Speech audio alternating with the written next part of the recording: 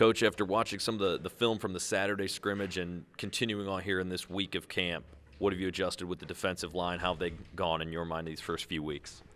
I think you're not really making wholesale big changes. You're just trying to tweak things up front. And I think as a group we've seen good growth up to this point. I think they're pushing each other.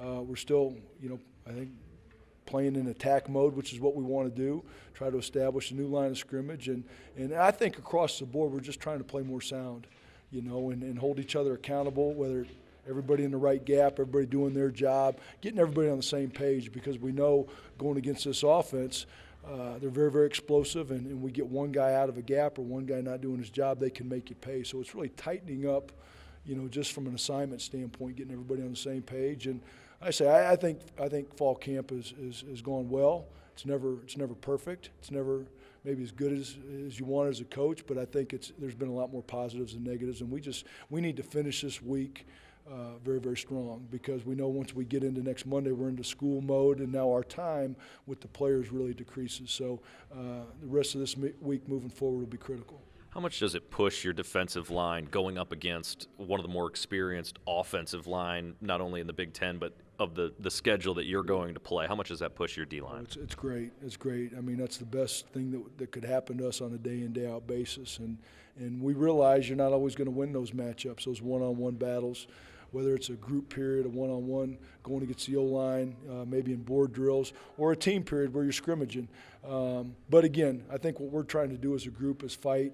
If a guy doesn't win his job or do his job, win his one-on-one battle, there's somebody there, to pick him up, and that's just playing great defense, playing with 11 guys, covering each other's back.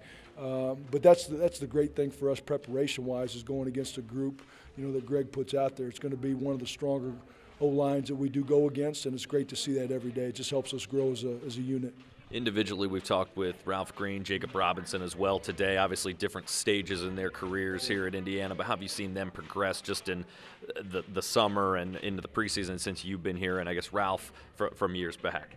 Well, I think the great thing is just seeing Ralph come this far. Recruited Ralph out of San Antonio, and Ralph's had a lot of ups and downs in his life, and to persevere and get to this point. Going to be an IU graduate and getting ready to play his 5th year and hopefully the best football of his life. Seeing a lot of positives from a leadership standpoint, and again, I think he's excited about his senior year, and he wants to be a part of a group that's competing for a Big Ten championship. Jacob Robinson is a younger guy that's got a very, very bright future. He's splitting time between defensive end and some defensive tackle, and does whatever we ask. I think there's not from a toughness, get after it standpoint, he's one of the best I've been around, and it's nice to know I'm going to have another 3 years with them. So both great kids, great to have in the room, and both doing an excellent job leadership-wise. All right, Coach, thanks a lot. All right, yep, you bet.